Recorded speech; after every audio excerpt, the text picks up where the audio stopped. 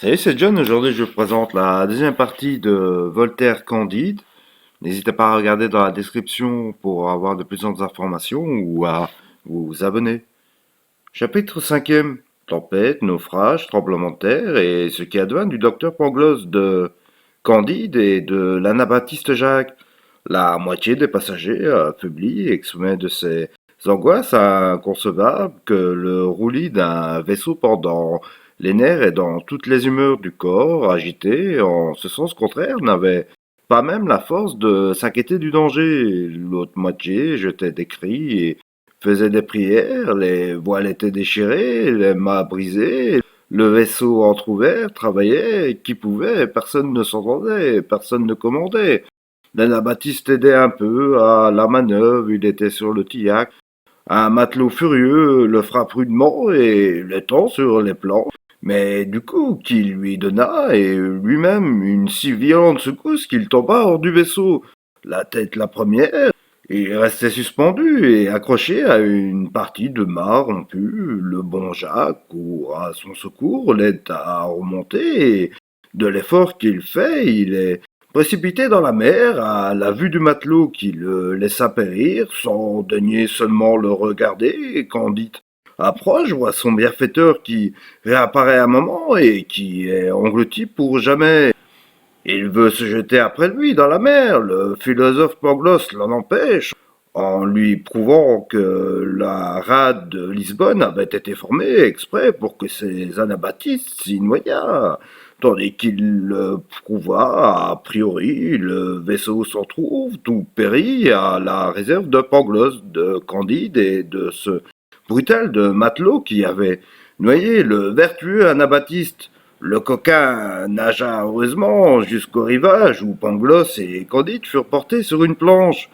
Quand ils furent revenus, un peu à eux, ils marchèrent vers Lisbonne. Il leur restait quelques argents avec lesquels ils espéraient se sauver de la faim après avoir échappé à la tempête. À peine ont-ils mis le pied dans la ville en pleurant la mort de leur bienfaiteur qu'ils sentent la terre trembler sous leurs pas, la mer s'élève en bouillonnant dans le port et brise les vaisseaux qui sont à l'ancre dans des tourbillons de flammes et des cendres couvrent les rues et les places publiques, les maisons s'écroulent, les toits sont renversés sur les fondements et les fondements se dispersent. 30 000 habitants de tout âge et de tout sexe sont écrasés sous des ruines. Le matelot disait en sifflant et en jurant, il y aura quelque chose à gagner ici. Peut-être la raison suffisante de ce phénomène, disait Pangloss. Voici le dernier jour du monde, s'écriait Candide. Le matelot court un continent au milieu des débris, affronte la mort pour trouver de l'argent, en trouve, s'en empare, s'enivre et en cuvée son vin, achète les faveurs de la première fille de bonne volonté qu'il rencontre sur les ruines des maisons détruites. Et au milieu des mourants et des morts, Pangloss le tirait cependant par la marche. Mon ami, lui disait-il, cela n'est pas bien, vous manquez à la raison universelle, vous prenez mal votre temps. Tête et sang, répondit l'autre. Je suis matelot et né Batavia. J'ai marché 4 fois sur le crucifix dans 4 voyages au Japon. Tu as bien trouvé ton homme avec ta raison universelle. Quel éclat de pierre avait blessé Candide. Il était tendu dans la rue et couvert de débris. Il disait à Pangloss, hélas, procure-moi un peu de vin et d'huile, je me meurs. Ce tremblement de terre n'est pas une chose nouvelle, répondit Pangloss. La ville de Lima éprouva les mêmes secousses en Amérique l'année passée, même cause, même effet. Il y a certainement une traînée de soufre sous la terre depuis Lima jusqu'à Lisbonne. Rien n'est plus probable, dit Candide, mais pour Dieu, un peu d'huile et de vin, comment probable, répliqua le philosophe, je soutiens que la chose est démontrée. Candide perdit connaissance, et Pangloss lui apporta un peu d'eau d'une fontaine voisine. Le lendemain, ayant trouvé quelques provisions de bouche, en se glissant à travers des décombres, ils réparèrent un peu leurs forces. Ensuite, ils travaillèrent, comme les autres, à soulager les habitants échappés à la mort. Quelques citoyens, secourus par eux, leur donnèrent un aussi bon dîner qu'on le pouvait dans un tel désastre. Il est vrai que le repas était triste, Les convives arrosaient leur pain et leurs larmes, mais Pangloss les consola en les assurant que les choses ne pouvaient être autrement. Car, dit-il, tout ceci est ce qu'il y a de mieux, car s'il y a un volcan à Lisbonne, il ne pouvait être ailleurs, car il est impossible que les choses ne soient pas où elles sont, car tout est bien.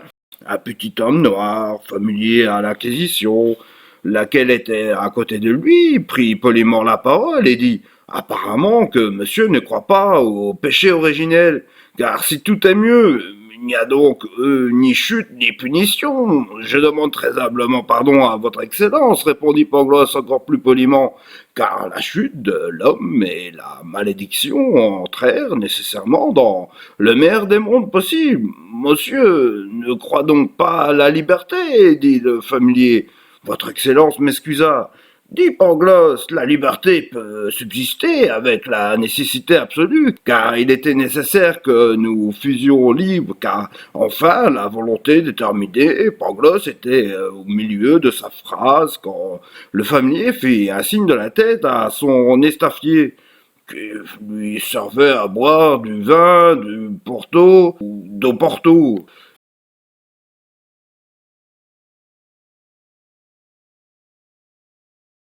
Chapitre sixième. Comment fit un bel auto-da-fé pour empêcher les tremblements de terre et comment Candide fut fessé. Après le tremblement de terre qui avait détruit les trois quarts de Lisbonne, les sages du pays n'avaient trouvé un moyen plus efficace pour prévenir une ruine totale que de donner à un peuple un bel auto-da-fé. Il était décidé par l'université de Rouen que le spectacle de quelques personnes brûlées à petit feu en grande cérémonie est un secret infaillible pour empêcher la terre de trembler. On avait en conséquence saisi un Biscayan convaincu d'avoir épousé sa commère et deux Portugais qui, en mangeant un poulet, en avaient arraché le lard.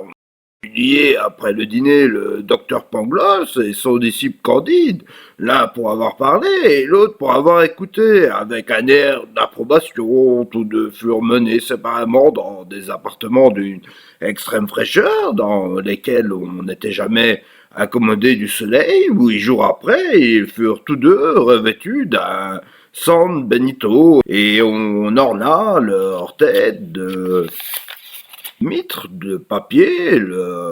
La mitre et le San Benito de Candide étaient peints de flammes renversées et de diables qui n'avaient ni queue ni griffes. Mais les diables de Pangloss portaient griffes et queue, et les flammes étaient droites. Ils marchèrent en procession, ainsi vêtus, et entendirent un sermon très pathétique, suivi d'une belle musique en faux bourdon. Candide fut fessé en cadence pendant qu'on chantait. Le Biscayan et les deux hommes qui n'avaient point voulu manger de lard furent brûlés, et Pangloss fut pendu.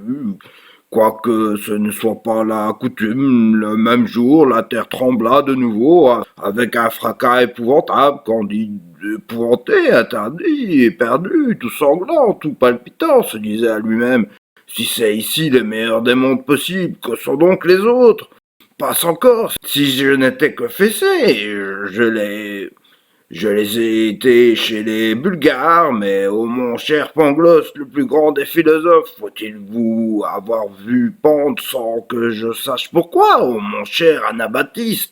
Le meilleur des hommes, faut-il que vous ayez été noyé dans le port, ô mademoiselle Cunégonde, la perle des filles? Faut-il qu'on vous ait fendu le ventre? Il s'en retournait, se soutenant à peine, prêché, fessé, absous et béni, lorsqu'une vieille l'aborda et lui dit « Mon fils, prenez courage, suivez-moi !»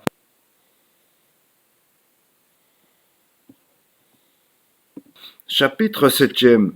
Comment il prit soin de Candide et comment il retrouva ce qu'il aimait. Candide ne prit point courage, mais il suivit la vieille dans une massure. Elle lui donna un pot de pommade pour se frotter, lui laissa à manger et à boire. Elle lui montra un petit lit assez propre. Il y avait auprès du lit un habit complet. Mangez, buvez, dormez, lui dit-elle, et Notre-Dame d'Atocha, Monseigneur Saint Saint-Antoine de Pandonne et Monsieur Saint-Jacques de Compostelle prennent soin de vous. Je reviendrai demain, Candide toujours étonné de tout ce qu'il avait vu, de tout ce qu'il avait souffert, et encore plus de la charité de la vieille voulu lui baiser la main.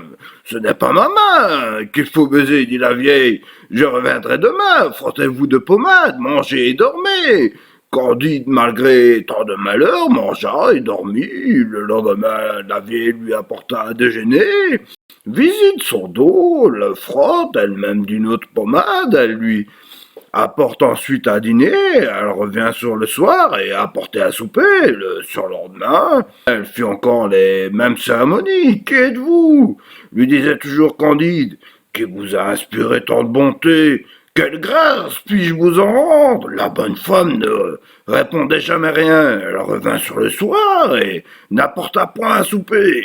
Venez avec moi, dit-elle. Et ne dites mot, elle le prend sous le bras et marche avec lui dans la campagne environ un quart de mille. Ils arrivent à une maison isolée, entourée de jardins et de canaux. La vieille frappe à une petite porte. On ouvre elle-même, Candide, par un escalier dérobé dans par un escalier dérobé dans un cabinet doré, le laisse sur un canapé de brocart, referme la porte et s'en va, quand il croyait rêver, et regardait toute sa vie comme un songe funeste et le moment présent comme un songe agréable. La veille réapparut, elle soutenait avec peine une femme tremblante d'une taille majestueuse, brillante, épiée et couverte d'un voile. Ôtez ce voile, dit la vieille Candide.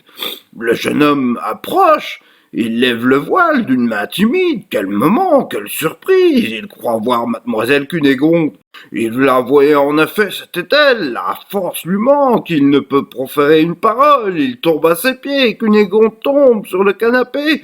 La vieille les accable de spiritueux. Ils reprennent leur sens, ils se parlent. Ce sont d'abord des mots entrecoupés, des demandes et des réponses. Ils se croisent, des surpris, des larmes, des cris. La veille leur recommande de faire moins de bruit et le laisse en liberté. Quoi, c'est vous, lui dit Candide, vous vivez.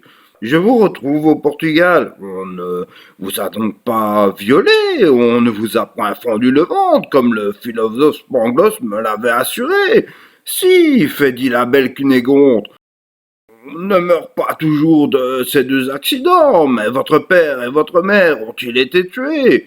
Mais il n'est que trop vrai, dit Cunégonde en pleurant, et votre frère? Mon frère a été tué aussi. Pourquoi êtes-vous au Portugal? Et comment avez-vous su que j'y étais et par quelle étrange aventure m'avez-vous fait conduire dans cette maison? Je vous dirai tout cela, répliqua la dame, mais il faut auparavant que vous m'appreniez tout ce qui est arrivé depuis le baiser innocent que vous me donnâtes et le coup de pied que vous reçûtes. Candide lui obéit avec profond respect, et quoiqu'il en fût interdit, quoique sa voix fût faible et tremblante, quoique l'échine lui fît encore un peu de mal, il raconta depuis le moment de leur séparation, Cunégonde l'avait les yeux au ciel, elle donna des larmes à la mort du bon Anabaptiste et Pangloss, après quoi elle parla en ces termes à Candide qui ne perdait pas une parole et qui le dévorait des yeux. Voilà, c'est la fin du chapitre 7. J'espère que ça vous aura plu et donné envie de lire ou de regarder dans la description pour avoir de plusieurs informations sur le sujet ou l'époque. Et à vous abonner. Bien à vous.